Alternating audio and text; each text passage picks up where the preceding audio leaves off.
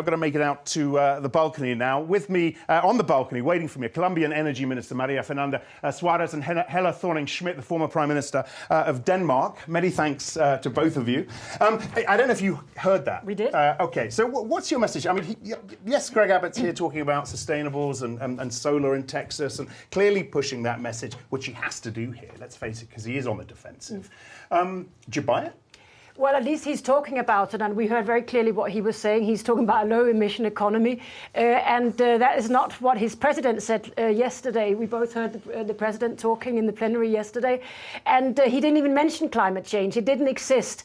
And I would say there are only about 5 global leaders at this stage in 2020 who would go on the stage in the World Economic Forum, use 20 minutes to talk to the world and not even mention the suffering of all the people who feel climate change right now. Just look to Australia. Minister, sure. Minister, you know, that the irony of giving, I've talked about it a lot this week, top billing to probably the greatest climate change denier.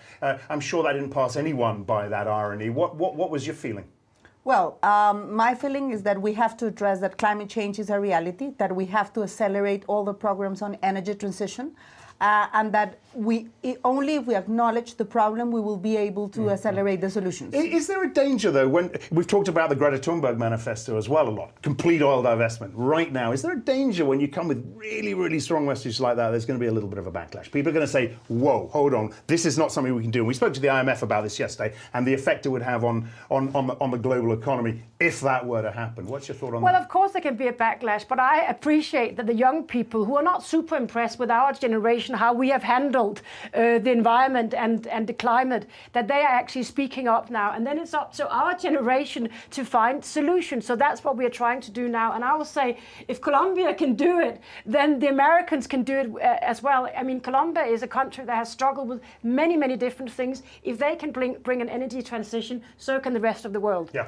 I do believe that it is important that it gain momentum, but they are demanding some things that, at least for now, are a little bit unrealistic. So you have people on the street demonstrating for climate change, but at the same time you have, for example, on Paris, the yellow vest, because nobody wants gasoline prices to be raised.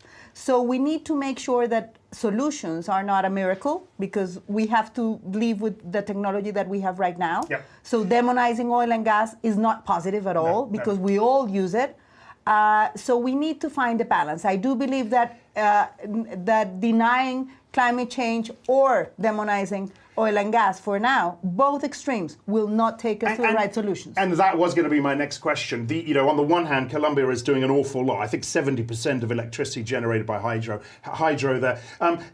But how do you square your big push on renewables with your real enthusiasm for fracking projects?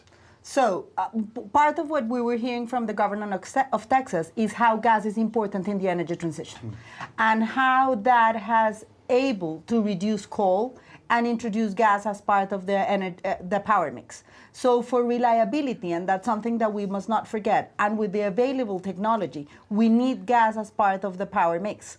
Able to make, because variable renewables like wind and solar, they are variable. So we need to set up a power mix that will maintain us. And Colombia, in the projections, can lose its autosufficiency in gas in 2024. So we need to find other sources of gas. In terms of, I'll come back to you, Helle, in just a minute, but in terms of infrastructure spending, clearly that's a big obstacle.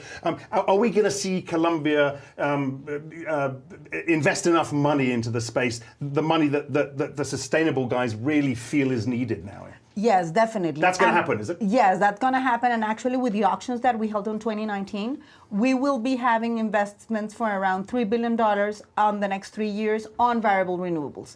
So we will be investing very heavily in renewables on Colombia. However, we cannot discount the factor that we will still need gas for at least the next 10 years, or until technology makes a bigger innovation that we will not need oil and gas. But it's technology that comes first. instead of just taking other sources of energy out. Hela, is renewable energy enough anymore? We talk about being carbon neutral. We talk about being carbon negative here now, and some companies are moving that way. Is what you're doing at Vestas, for example, enough right now? How much further do you really need to go, and what are your ambitions? Well, I think we can go as far as we have to. I'm on the board of Vestas, one of the biggest windmill companies in the world, and I think we have proven that we can compete with the old forms of creating energy, and we will compete in the coming years.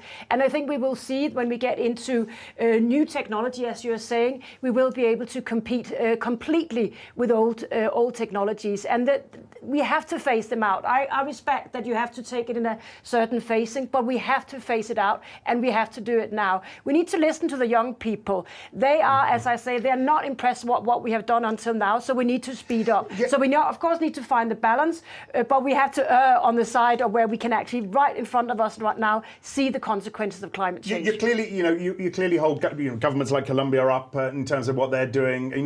What other governments would you put up there on the pedestal and say these are best in class? And then not just the public sector. Tell me a little bit about your thoughts on the private sector. Which big corporates do you think are really sending the right message now? Well, I thought it was very cool that Microsoft last week said that they would now have a negative CO2 impact. It's something that's easy to say. It's not that easy to do. And I really feel that governments have to do their part. I will point out to my own government, the Danish government, which have now set perhaps one of the highest ambitions in the world in terms of renewables, showing that it can be done. So that's one thing. Governments have to do their parts, but also these big companies, they have to do their part. And what I'm hearing in Davos this week is actually that they're willing to do it and coming up with real clear proposals. One of the great news of today in Davos is that the World Economic Forum had tried to come up with a new plan of how we can have common metrics on sustainability, both in terms of environment and social sustainability. But I don't think any, and metrics not just on that, but the whole ESG space. Yeah. I don't think any company at all can tick all the boxes right now. No, they can't. But that's why I think the climate activists, they are also part of pushing this. I appreciate that the young people can even be bothered to come here because they're showing that they think that dialogue is still an important part and they want to be part of the solution and talk to all of us here and try to push us. Does Hela Thorning-Schmidt sound a little bit too optimistic, do you think? Yes, and I think that you think she is too optimistic. And I think that on the SDGs. Part of what we need to make sure is that there are countries like Colombia that are still in the process of full development. And the available income is completely different in European countries than in countries in development. And when you see the SDGs, you see that the SDGs are 17 SDGs, not just one SDG that it's climate. And of course, that we need to acknowledge that the global warming is an issue and address the solution, but we need to make sure that we do not leave anybody behind.